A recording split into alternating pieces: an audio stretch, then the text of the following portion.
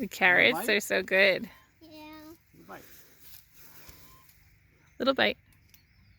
Yummy. Right from the garden. Yummy. Ava planted those. Oh. Are they good? You want the rest of it?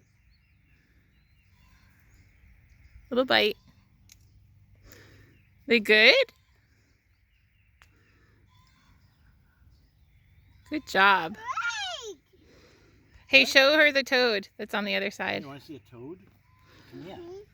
So Ava did a great job planting this carrot bed. We've thinned it a couple times already and we need to thin it again.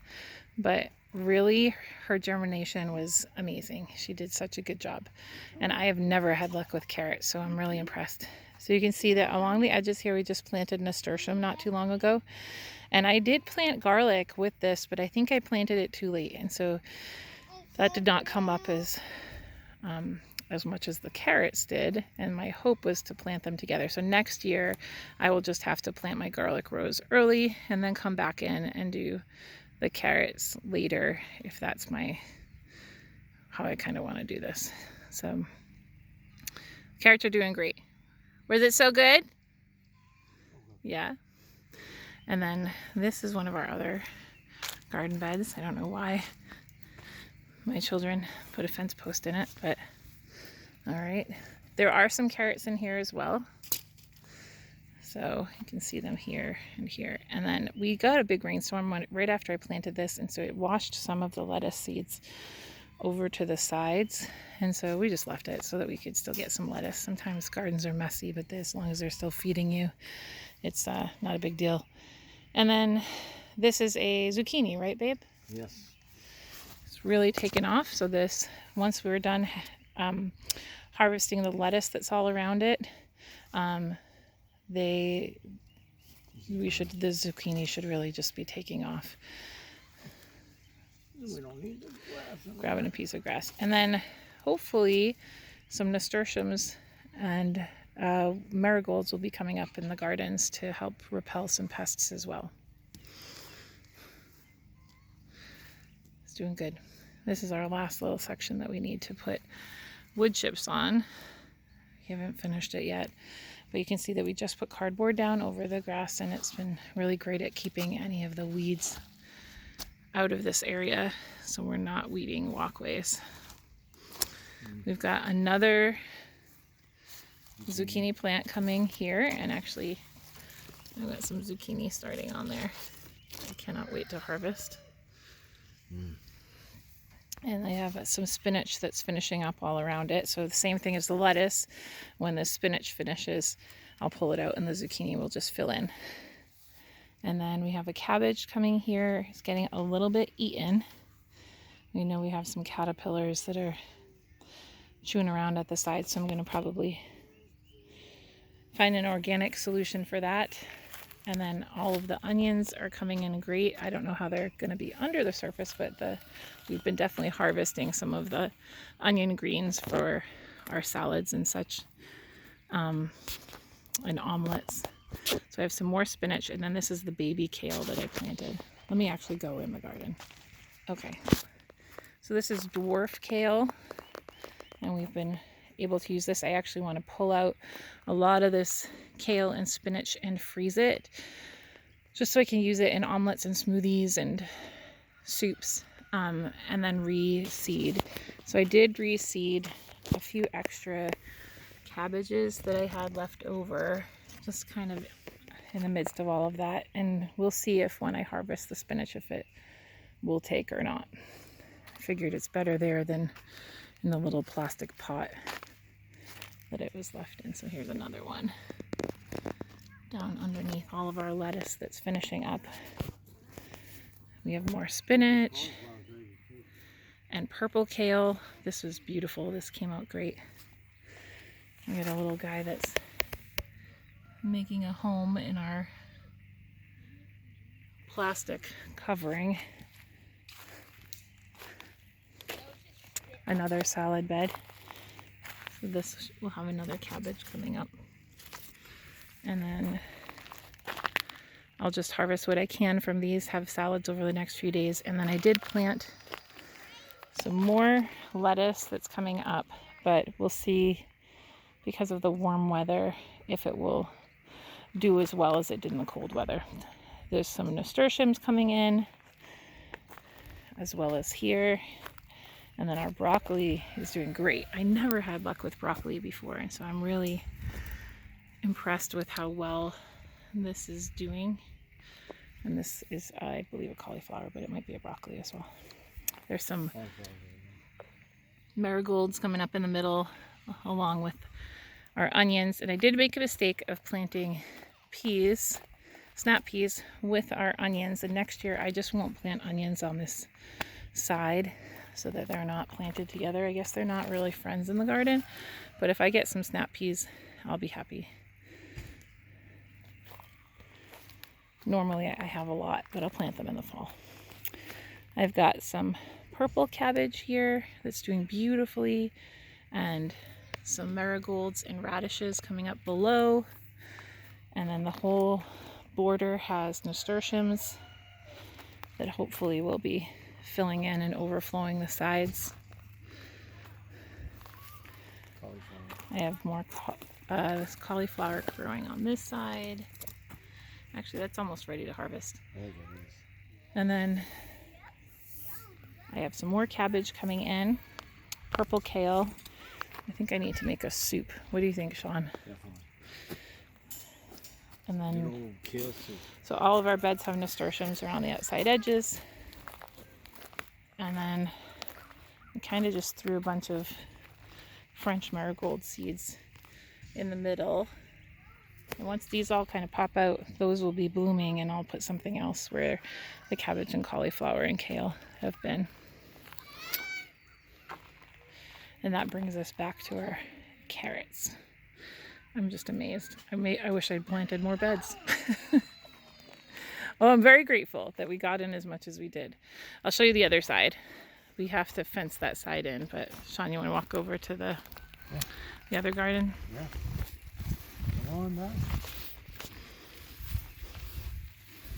We're drying out our tarps so we can fold them up and put them away for until we need them in the fall and the winter to cover our beds.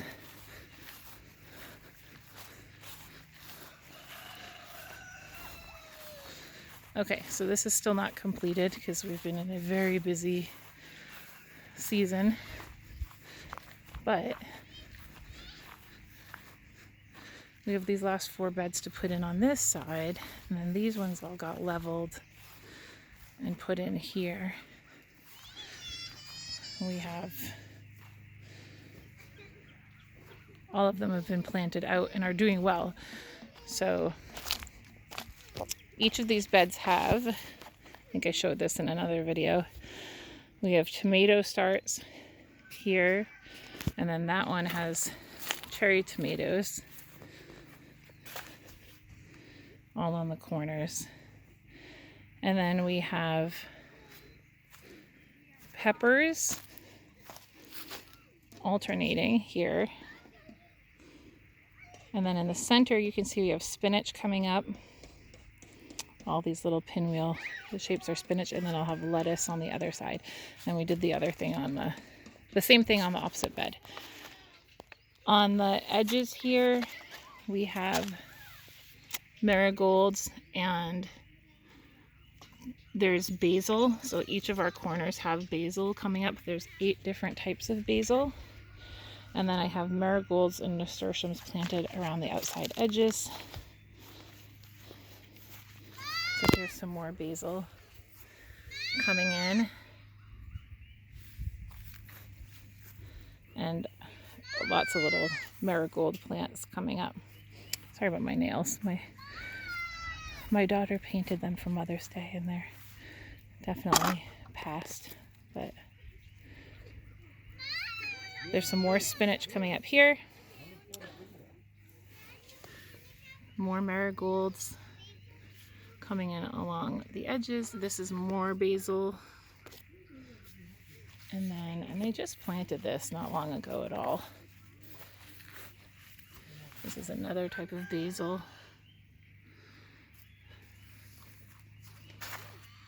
And one of our peppers died, so we put a cucumber there because our neighbor had given us some extras.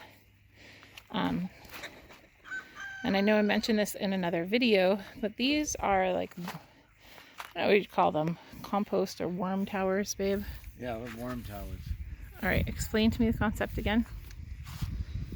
Well, it's a 2-foot long piece of 4-inch PVC. In the first foot, we drilled like 1/2-inch holes all around it, Okay, so that's under the ground. under the ground.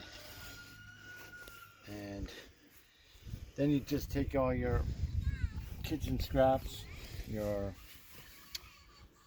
peels, banana peels, coffee grinds, and whatnot. You got some leaves in there. Throw some leaves in, throw some worms in there, and they just go in and out and fertilize. And Break all that down, and do their thing. then they go out into the garden below and bring all their worm castings and let that fertilization come through. So when it rains, it just kind of pushes all that out into the garden. And we'll see how that works. It's kind of an experiment, but it should do well.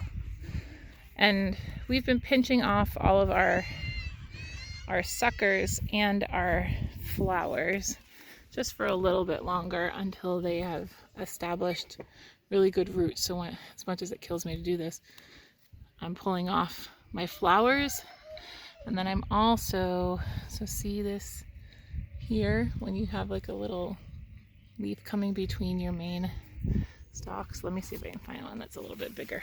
They grow, Yeah, I got them all. they grow really fast. Yeah, I got them all. Oh, here's one. All right, so see this here?